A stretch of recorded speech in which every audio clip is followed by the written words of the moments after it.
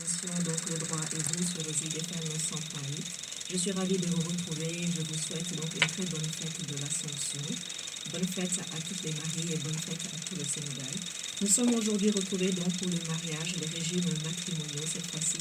Le prochain numéro, ce sera donc sur les conditions et les effets du mariage. Nous aurons des invités spéciaux pour nous parler donc du droit civil, mais également donc du droit musulman et puis du droit canonique, comment se marier à l'église, à la mosquée, et les formalités également donc au niveau de la mairie, et ainsi de suite, ainsi de suite. Donc il ne faudra pas nous quitter, soyez toujours à côté de nous pour cela. Concernant donc les régimes matrimoniaux, comme je vous ai dit, il s'agit donc du code de la famille. Mais avant tout cela, étant donné que nous sommes en période de fête, donc il ne faut pas oublier d'aller dans les hawarés, il faut en profiter. C'est la fête, donc c'est l'Assomption. Et à ce titre d'ailleurs, il y a le Rotary de Ziguinchor qui organise un petit hawaré là ce soir à partir de minuit, donc au sac amical. L'entrée est gratuite. Vous n'avez qu'à consommer et à payer le repas, c'est tout ce qu'on vous demande. Et les bénéfices iront pour une action humanitaire, c'est-à-dire le don de cartables pour la rentrée scolaire. Donc, c'est s'amuser tout en profitant et en faisant une bonne action. Je vous le conseille vivement. Concernant donc les régimes matrimoniaux, il s'agit donc du code de la famille que l'on va faire un petit résumé en quelques mots. Malheureusement, 1 heure, c'est vraiment très très court, mais on fera ce que l'on peut. C'est la page donc 59 de notre code de la famille et suivante, et plus particulièrement donc l'article 368 du code de la famille et suivant. Donc le régime matrimonial, c'est quoi un régime matrimonial? Donc le régime matrimonial, en fait, c'est ce qui règle donc les effets patrimoniaux du mariage dans les rapports donc entre les époux, mais également aussi avec les tiers. La loi sénégalaise donc reconnaît 3 régimes matrimoniaux. Vous avez le régime de séparation des biens, le régime total, le régime communautaire de participation aux meubles et acquis. Donc le régime de droit commun au Sénégal, c'est la séparation de biens. Si vous ne faites aucune option, donc vous mariera sous le régime de séparation de biens. Ce qui est contraire par rapport à la France, c'est le régime communautaire, donc qui l'emporte. Et je pense que cela va aussi avec nos coutumes, étant donné que la polygamie quand même donc est reconnue au Sénégal. Vaut mieux la séparation de biens que se retrouver dans un régime communautaire avec plein de co-épouses qu'on ne gère pas les dettes et les enfants de chaque côté donc, du monde. Donc ce qu'il y a. Ce qu'il faut savoir également, donc pour l'option, donc on parle que de l'option sur le choix donc du régime matrimonial. Vous n'avez pas le droit de changer les dispositions du code de la famille, ce sont des dispositions d'ordre public. Il faut savoir donc qu'il y a des règles qui s'appliquent à tous les régimes matrimoniaux et des règles maintenant spécifiques à chaque régime matrimonial. Et il y en a 3, comme je vous ai expliqué, la séparation des biens, dans le régime de droit commun, le régime total et le régime communautaire de participation aux meubles et acquis. Également aussi, donc, l'époux pourra faire une option, à savoir est-ce qu'il sera polygame ou monogame. Cela se fait donc au niveau de la mairie. On vous le demandera donc avant la célébration du mariage, lorsque vous allez rencontrer donc la personne qui va vous marier au niveau de la mairie, l'officier d'état civil. Concernant donc la femme, il faut savoir, donc la règle, c'est que lorsqu'elle travaille, donc les biens qu'elle aura acquis avec son travail, ce sont des biens réservés, dont elle gère et qu'elle garde donc la pleine propriété. Et c'est également donc entre époux, forcément, donc vous pouvez vous représenter l'un et l'autre en tant qu'époux, donc on peut donner mandat à son époux, on peut également aussi donc l'habiliter par un acte en justice donc à vous représenter. Mais dans tous les cas, c'est que s'il n'y a pas d'acte donc d'habilitation, il agira donc selon les règles de la gestion d'affaires. Il y a également donc la présomption de pouvoir, c'est-à-dire que vous pouvez ouvrir votre compte bancaire personnellement, vous n'avez pas besoin de l'autorisation de votre mari pour ça. Mais que l'on soit sur un régime de séparation de biens ou communautaire, il faut savoir que les charges du ménage sont des dettes communes.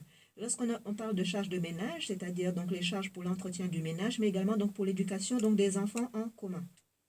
L'éducation donc des enfants, il faut savoir également que cela se fait donc au jour le jour. Vous n'avez pas besoin de faire quittance, c'est-à-dire vous êtes marié, vous n'avez pas besoin de demander la facture à votre mari ou quoi que ce soit. Cela se fait naturellement. La loi comprend que vous n'avez pas besoin de justifier par un écrit donc toutes vos dépenses que vous faites dans votre ménage. Et également aussi donc il faut savoir que chaque époux, donc, lorsque vous passez dans des actes dans le cadre donc, des charges du ménage, vous engagez donc l'autre époux également. Vous êtes solidaire par rapport à cette dette, mais il faut savoir que c'est une solidarité. Il ne faut pas non plus que ça soit exagéré. Il faut que ça soit donc en prorata donc avec vos capacités financières. Lorsque l'on n'effectue pas donc ces charges du ménage, donc il peut y avoir également donc une sanction, c'est-à-dire qu'il y a certaines mesures que le juge peut prendre, notamment par exemple il peut éviter donc que l'un de vos époux donc vendre les biens immeubles et biens meubles. Lorsqu'on appelle donc des biens meubles exactement, Il s'agit donc des tables, chaises et autres biens meublants, comme on dit, donc ce qui est qu'on peut porter, ce qui est déplaçable. Et les biens immeubles, donc c'est ce qui est fixe, c'est une maison, un immeuble, donc un terrain, bâti ou non bâti, c'est ce qui constitue donc des biens immeubles. Nous sommes donc dans une émission de droit, mais également de droit pour les profanes. Nous essayons donc de faire le maximum pour que le langage soit disponible et compréhensible de tous. C'est notre objectif donc avec ZitGFM. Il faut également donc savoir qu'il est interdit donc de vendre entre époux, mais par contre vous pouvez donc faire des actes de donation entre époux, bien sûr, le code de la famille l'autorise. Il faut également aussi savoir que vous pouvez avoir une société avec votre époux, mais encore faut-il faire attention à ce que les dettes ne soient pas solidaires et qu'il n'y ait pas donc une responsabilité solidaire et indivise. Enfin, excusez-moi, solidaire. Donc c'est très important. Concernant donc les régimes en tant que tels, donc ils sont au nombre de trois. Donc le régime de droit commun, c'est la séparation de biens, c'est le régime que la loi vous octroie d'office, que vous l'ayez demandé ou pas. En tout cas, vous allez vous marier, vous êtes sous ce régime-là. Pour le régime dotal et le régime communautaire, c'est une option. Il faut le déclarer donc au niveau donc de l'officier d'état civil lorsqu'on va vous marier. Vous direz que moi j'opte pour tel ou tel régime, sinon c'est la séparation de biens. Comme son nom l'indique, donc séparation de biens, c'est-à-dire que chacun donc des époux conserve donc dans le régime de la séparation des biens l'administration, la puissance et la libre disposition de ses biens personnels et doit contribuer donc aux charges du ménage, à savoir également que le bien, c'est-à-dire la maison où vous vivez avec votre époux, même si c'est son bien propre, il ne peut pas le vendre sans avoir au moins informé donc son conjoint. Et lorsqu'on est dans un régime communautaire, on exigera même d'ailleurs sa signature dans l'acte de vente pour être sûr que les deux conjoints donnent donc le bien à vendre ou à donner. Ce sont des actes de disposition comme on appelle.